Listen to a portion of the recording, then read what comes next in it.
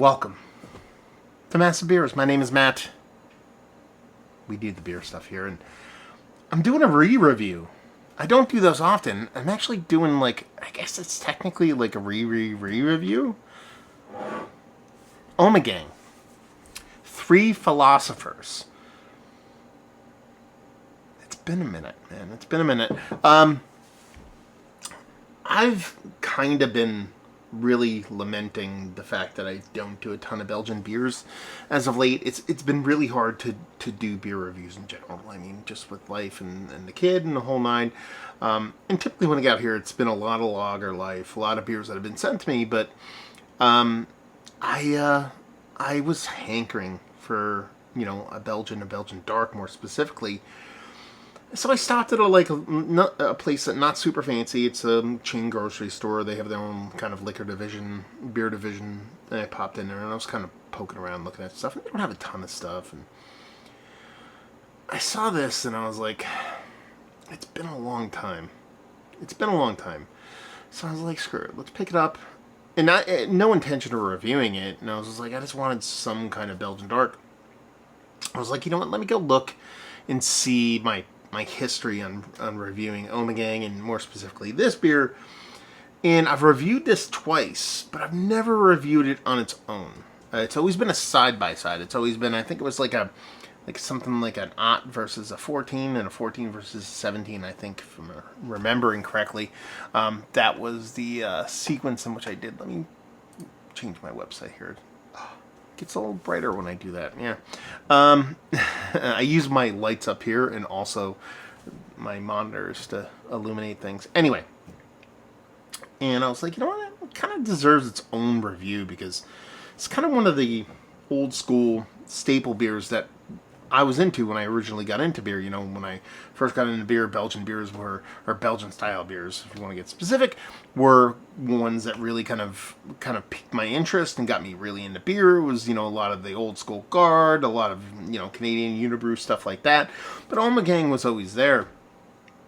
And this beer, for me, has kind of changed quite a bit over the years. It's actually a Belgian-style quad with a bit of Kriek added to it. And I think it's leaned a little bit more Belgian quad than Kriek-y. But, again, it's been probably 4 years since I've had this beer. Last time I reviewed it, I think it was 5 years ago, maybe? 2017, 2018, I think it was, maybe, when I did that side-by-side. I believe I forget who sent them, but I believe a viewer or subscriber sent me some oldies, and kind of wanted to dive into it, so here we go. I need a bottle opener. That would help things immensely. I know there's one right here in front of my face. So, we have a Belgian style quad. This has a little bit of time on it. It's a hair over a year old, I believe. I'll give it a good pour into this relatively clean glass. It's hard to clean glasses out here in the shed. Anyway, it's Three Philosophers from Ommegang. A blend of quadruple ale and Belgian Kriek ale with cherries. This is at Best Buy. Actually, let's just go to the bottling date of 9/29/22. So you're 3 months short of 1 year old. 9.7% serve at 50 degrees. It's probably spot on 50 to be perfectly honest with you. And I do like this label design. I mean, it was quite a different label back in the day. Originally came just in 750s, and it had this kind of simplistic look to it, which is kind of apt when it comes to Belgian beers. But something about this, the graphic design, the whole nine of it, I kind of dig. And I like the bottle shape. Yeah, so we're moving in positive places. Now, that pour, which this dude sucks at, you can tell that's way more of a head than it should exist. It looks the part of a Belgian quad. Probably a little bit lighter. It's probably not going to come off on camera like that, but it probably comes off a little bit lighter than I'd like my quads to come off. The head is spot on. Super creamy, fluffy giganticness. That rich kind of washed out kind of malt ball kind of color to it. It looks all the part of what you expect a Belgian style dark head to look like. Let's see if we can get a nose in the sucker.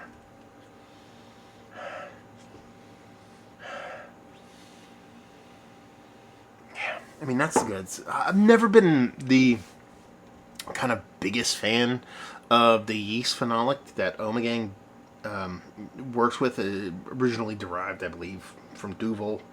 But it works here in the quad for me. I don't know if it's a combination of those creaky dregs or something about it.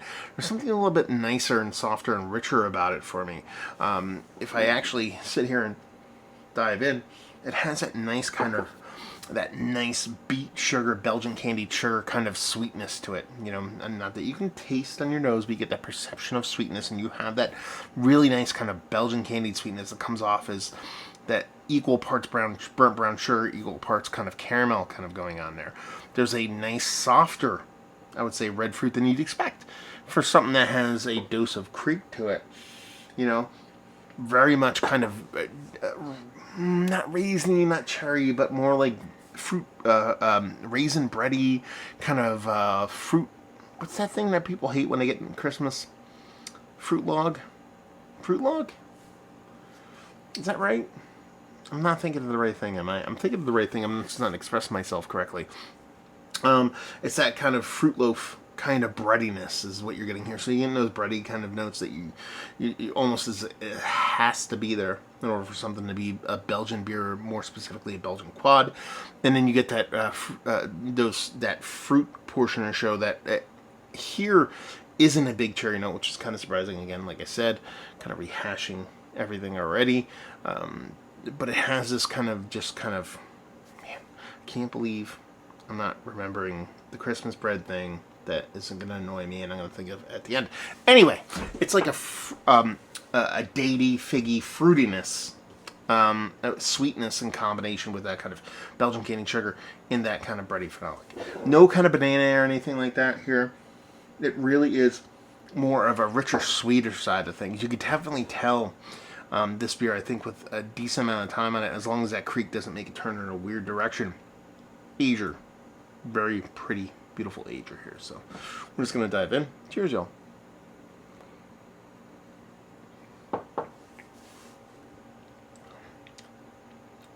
That's delicious.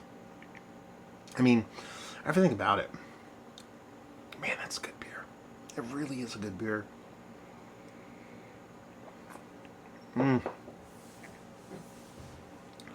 First things first, there's a beautiful carbonation to it. You know, for me, Belgian beers in general, but more specifically the dark ones, one of my favorite parts about them is there's a richness to them, but there tends to be, more often than not, a little bit of extra carbonation, as you can tell from the head. If people classify it as an overcarbonation, not necessarily for the style, but for me, that is a must-have for these nice Belgian quads / Belgian darks, and it has this in spades because you get this nice, creamy, fluffy carbonation that leads you in to this really decadent,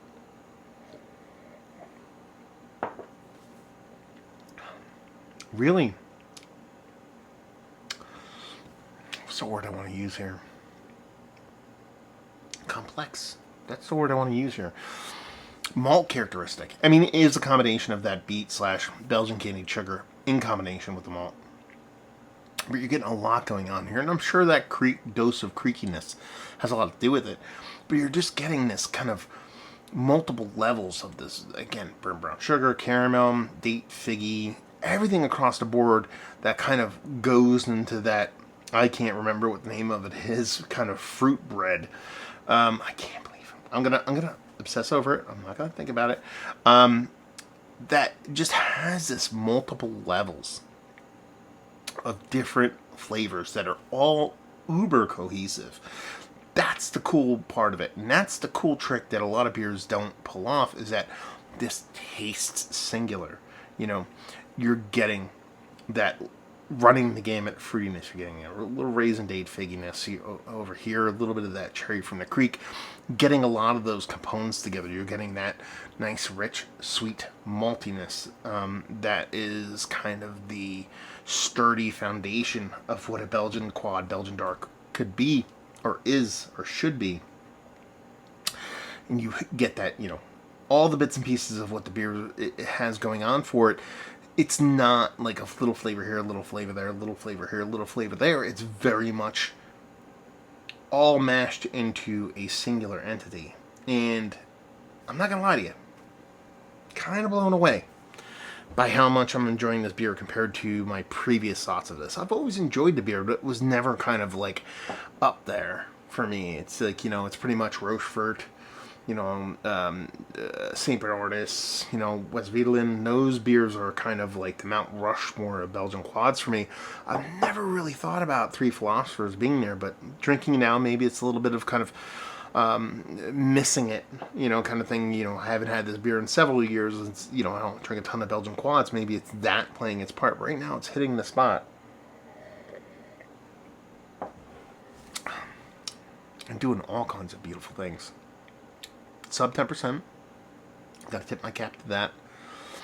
And there's this tannic quality to it too. Like almost like a wood characteristic to it. It's not overtly bittering. I think a part of that tannic quality is pretty much the hops. These kind of aged, kind of Belgian style hops, or the beer having a bit of a year on it. It has this kind of woody, kind of tannic, kind of like neutral oaky kind of characteristic to it, in combination with the yeast, that kind of acts as that balancing act that a lot of times like bittering hops do for a lot of different beers. But here it's that tannic dryness that acts as the counterbalance between that maltiness and the Belgian candied sugar. This is fantastic. I always forget how much these beers are, how delicious they are. I had this conversation with somebody on Twitter not too long ago. It was Dave Nielsen, I think it was. It was not much of a conversation. It was a little back and forth, and he opened a La Trappe quad, and I basically said the same thing I always say about beers like this, is that these are the beers that I skip. And when I go to a beer store, in today's beer age, there's so many different beers to choose from that you walk down the aisle, of your beer store, and more specifically, beers like this tend to never make it in the fridge. So if you're going to go to a beer shop and they have a big, huge fridge section, they have the warm beer section, more often than not, don't even walk past this. But if you do, you go, man, I remember really enjoying it. I'll get that next time. And I kind of say that so many times when it comes to a lot of these beers, whether it be Three Philosophers or La Trappe or Schneider Aventinus or Gudendrak or all these great old school kind of European / Belgian / Trappist ales. And you're just like, I'll get it next time. Because I know that I love this beer, but, I want to try something sessionable, or I want to try something new. That whole kind of shtick and that whole kind of habit we all fall into. And then when I have them, it's kind of like, I kind of want to kick my own ass for not buying them more often. And that's kind of where I'm sitting right now for this, It's like, I can get this whenever I want. Whenever I want. Wherever I want. At a relatively decent price point. But I never do. And then I buy it. And I realize I should. And then I don't. And that cycle rinses and repeats. And everything is annoying. Because these old school beers just, I don't know, especially doing this where you kind of yammer into a video and you kind of talk about a beer. And, not that I worry about, viewership, subscribership. That shit sailed a long time ago. It's one of those things where you're still looking for something, something to talk about. And this, well, a re-review, technically, third time re-review. There's nothing kind of fancy, nothing sexy about that, but when I'm drinking it, there's a whole lot of fancy and a whole lot of sexy up in this mouth right now. That sounds like Pornhub, so I apologize. No, that's fantastic. From the way it starts, this creamy, delicious Belgian quad that is Belgian soul through and through. Not American Belgian. Belgian, OG Trappist soul through and through. To this really nice kind of interplay between that sweet Belgian candied sugar, the maltiness of the beer, that fruit that comes with that yeast, and the way everything plays on that. That creek portion of the show, I think, is very much there, but it's kind of adding notes and things along the way that aren't overt and over the top. So I think it's a very gentle addition and a very gentle kind of massaging of the beer into a specific direction. It's not like, oh man, this is a lot of quad and a lot of Kriek. It's like, I mean, it drinks like 95% quad and 5% Kriek. But I think what it does is acts like MSG for the beer. It just amplifies a bit of that fruitiness, which is why I keep talking about that fruit bread I can't think of, the name of the loaf of the thing for Christmas. And honestly, without that kind of drying, tannic, woody-esque kind of thing that you're getting from the yeast and the hops, I think this beer just becomes way less electric isn't the word I'm looking for, but propped up. Less fantastical. Let's go fantastical. That works for me. Because I think ends up being a little bit too one note, a little bit too singular in one direction. And when you have that tannic kind of dryness, that woody-esque kind of dryness, I think it ends up being just a killer beer. Killer beer. So we're into it, man. I think we're like 16 minutes into this thing, or somewhere along that line. So I'm going to have to cut it short and just say, I haven't had this beer, like I said, in several years. I'm going to make it a concerted effort to revisit a lot of these OG old school beers. But this is up there for me as far as Belgian quad or Belgian-esque, Belgian style quads go. I'm a fan. And honestly, it's a bit of a way more enjoyable than I thought it would be. Not that I didn't think it was going to be a great beer, but yeah, I'm digging it. So there we go. Ommegang, Three Philosophers, digging back into it, man. Lighting that that old school, quaddy spark. That it's always there, man. Just gotta light that thing. Gotta itch that itch.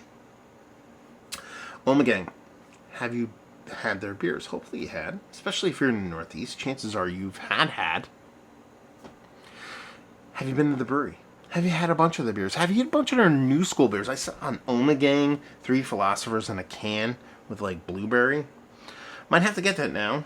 Not that I want to roll my eyes at that, but that's a little weird. Have you had this beer specifically? Have you had this beer recently? Have you had the 22 version of this beer? All that fun stuff. Let's talk about it. Man, I think I might just do Belgian beers for like maybe a couple months straight or something. That would be a fun thing to do. Anyway, so there you go. Let's talk about the brewery. Let's talk about everything down there. Hopefully you guys enjoyed our review. Hopefully you're enjoying a beer you haven't drank in a while that you know you should. Hopefully see you next time. Cheers, y'all.